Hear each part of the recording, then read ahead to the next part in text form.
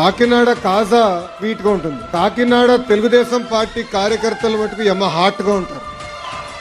నమ్మకున్న దానికోసం, పార్టీ కోసం రా రా కేసు పెట్టినా పర్వాలేదని చెప్పిన గొప్ప కార్యకర్తలు ఒక కాకినాడ పార్లమెంట్ లో ఉన్నారు.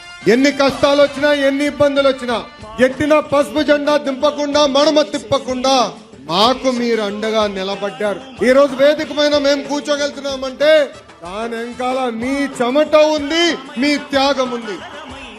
ఈ మధ్యన దేశవ్యాప్తంగా అనేక ప్రాంతీయ పార్టీ నాయకులు కలుస్తున్నారు.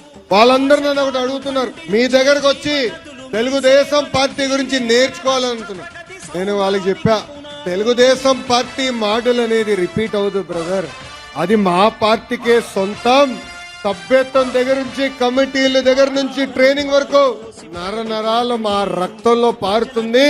దానికి కారణం విశ్వవిఖ్యాత నట సార్వభౌమ స్వర్గశ్రీ నందమూరి తారక రామారావు గారు. వాళ్ళందరూ ఒకటే చెప్తా, ఆ మహనీయుడు ఏ ముహూర్తంలో పార్టీ స్థాపించారో నాకు తెలియదు, కానీ ఎంతో మంది వచ్చారు తెలుగుదేశం పార్టీని భూస్థాపితం చేస్తా అన్నారు. వాళ్ళ పరిస్థితి ఏమైందో మీకే తెలుసు నాకన్నా ఎక్కువ.